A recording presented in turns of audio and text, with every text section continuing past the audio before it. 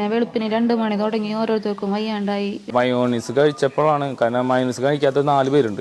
4 പേർക്കും വേറെ കുഴപ്പങ്ങളൊന്നും ഇല്ല. ഒരു മരണം കൂടി റിപ്പോർട്ട് ചെയ്തിട്ടുണ്ട്. അതിന് മയണൈസാണ് കാരണം എന്നാണ് പറയുന്നത്. ശരിക്കും മയണൈസിനകത്തുള്ള പ്രോബ്ലം എന്താ?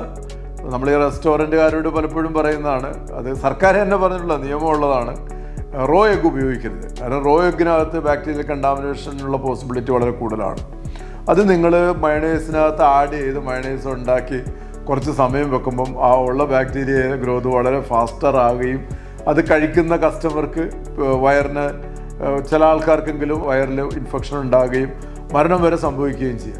അത് അവോയ്ഡ് ചെയ്യാൻ വേണ്ടിയിട്ട് മയണൈസ് പൗഡർ ഉപയോഗിക്കും. അത് നിങ്ങൾക്ക് ഫ്രഷായിട്ട് മയണൈസ് ഉപയോഗിക്കുന്ന, നമ്മൾ മാർക്കറ്റിൽ അവൈലബിൾ ആകുന്ന ലിക്വിഡ് മയണൈസ് ഉപയോഗിക്കുമ്പം അതിനകത്ത് ഒരു ഫ്രഷ്ലി പ്രിപ്പയർഡ് ഫീല് നമുക്കുണ്ടാവില്ല. പക്ഷെ മയണൈസ് പൗഡർ ആകുമ്പം നിങ്ങൾക്ക് ഫ്രഷ്ലി പ്രിപ്പയർഡ് ഫീല് കിട്ടും.